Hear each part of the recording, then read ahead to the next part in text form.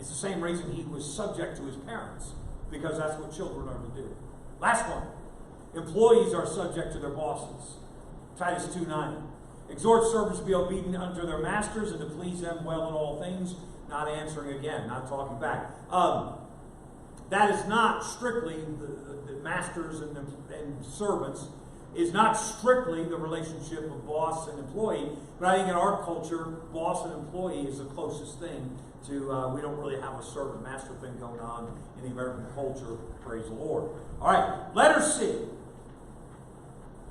The believer's approach to government is to be based on a core principle of respect and obedience. That is supposed to be the Christian's view of government, respect and obedience, and that's to be our core principle. Now, before we're done in just a few minutes, we're going to talk about when we may have to stray from that. But, very important rule in anything in life. You can't be unconventional until you learn what conventional is. To use a common modern phrase, thinking outside the box. You can't think outside the box until you learn the box. And so the core principle is a principle of respect and obedience. Now, we're going to fly through these. I'm going to read the Bible sentence and tell you the conclusion, Numbers 2 through 11. All right? For there is no power but of God. And every single time, by the way, every single time that word power is authority. There is a power, dunamis, which is kind of power in the Bible.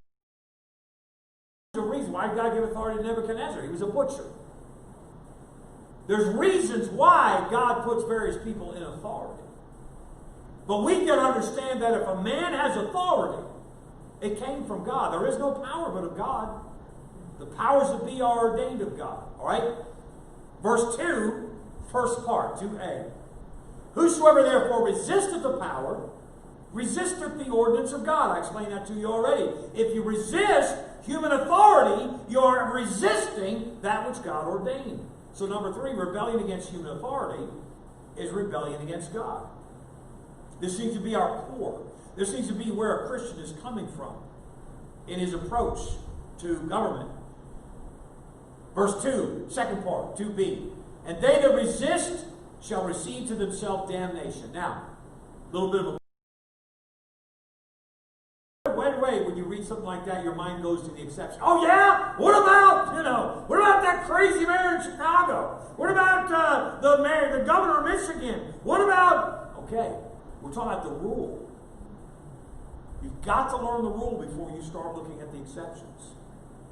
And the rule is, rulers are not a terror to good works, but to the evil. Number 5, human authority is in place to punish criminals. Second part of verse 3. Wilt thou then not be afraid of the power? Rhetorical question. Number 6, we should have a healthy fear of human authority. Fear meaning respect.